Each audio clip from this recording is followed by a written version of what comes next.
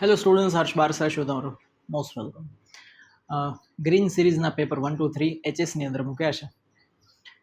એ series મૂકવા પાછળનો intention, ઈરાદો એવો છે કે તમારી ક્રિટિકલ થિંકિંગને ડેવલપ કરવાની વાત છે. ઘણી વખત તમે તમારી રીતે જ્યારે રિવિઝન કરતા હોવ છો, તમારી રીતે જ્યારે લખતા હોવ છો પેપર, તમારી રીતે જ્યારે સ્ટોરી બનાવતા હોવ છો, થીમને અને સેન્ટ્રલ આઈડિયાને સમજતા હોવ છો, ત્યારે ઘણી વખત ઇન્ફોર્મેશન કેપ અથવા તો એવી ઇન્ફોર્મેશન છટકી જતી હોય છે કે જે તમે કદાચ ખ્યાલ પણ નથી હોતો, અવેર પણ નથી હોતા, કોન્શિયસ પણ નથી હોતા.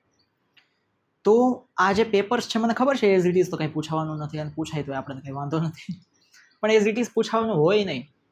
પણ આપણે અલગ અલગ એંગલથી જોવાની વાત છે. 360 ડિગ્રી આપણો પહેલેથી એક મોટો રહ્યો છે. તો આની અંદર તમે જ્યારે વર્કઆઉટ કરો છો ત્યારે તમારે ઉપર લખેલી સૂચના ખાસ વાંચવાની છે, અને એમાં લખેલું છે એસેન્ડિંગ ઓર્ડર, એટલે કે તમારે પહેલા ઘટના જે બની હોય ત્યારથી શરૂ કરવાનું, ગોઠવતું જવાનું, છેલ્લી ઘટના છે.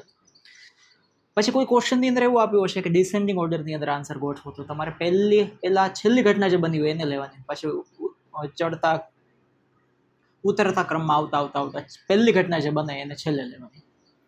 આનાથી શું થશે કે તમારે ડીપ રીડિંગ કરવું પડશે, રાઈટ? તમારે ખાલી ઉપરથી સ્કીમિંગ કરી લીધું એવું નહીં ચાલે. You have to go for like scanning કરી લીધું એવું નહીં ચાલે. તમારે દરેક વસ્તુને, દરેક આઈડિયાઝને, દરેક પોઈન્ટ્સને, દરેક ફેક્ટને, દરેક વસ્તુને સમજવી પડશે. એનાથી તમારું રીડિંગ રિવિઝન પાવરફુલ થશે, તમારું ક્રિટિકલ થિંકિંગ પાવરફુલ થશે, તમે આખા ચેપ્ટરને દરેક એંગલથી જોશો. અને આ 3 પેપરની અંદર કોન્ટેન્ટ 11-12ને આપણે કમ્પ્લીટલી લઈ લીધા છે. એટલે that will grow your revision power critically, કે જેમાં કશું 5-10-15% જે છૂટી ગયું હશે ને એ પણ એની અંદર આખું મસ્ત રીતે કવર થઈ જશે. આ એક ઈરાદો છે, આ એક એંગલ છે, આ એક ઇન્ટેન્શન છે. અને તમારે આખા આન્સર લખવાના છે. ABCD કે 1, 2, 3, 4 એવું લખી નથી દેવાનું, આખા આન્સર લખવાના છે.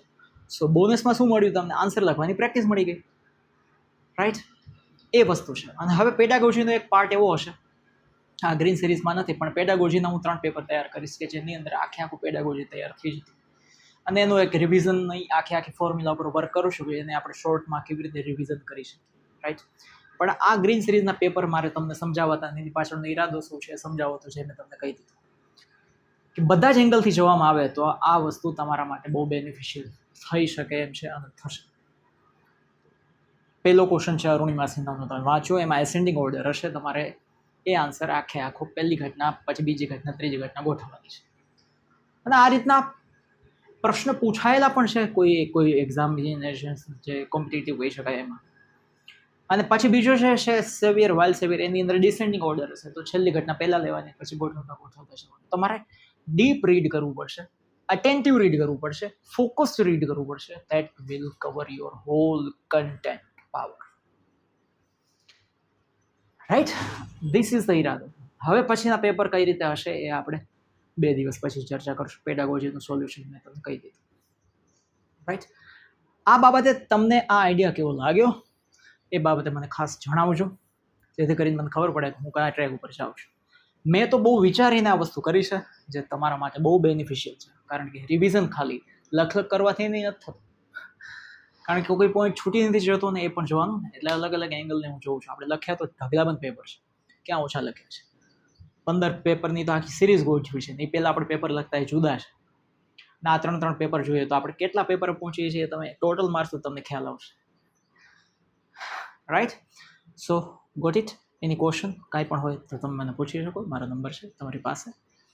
સો વી વિલ ડિસ્કસ. આજથી આપણે પાછા બધા પ્રોગ્રામ બેક ટુ પેવેલિયન છે.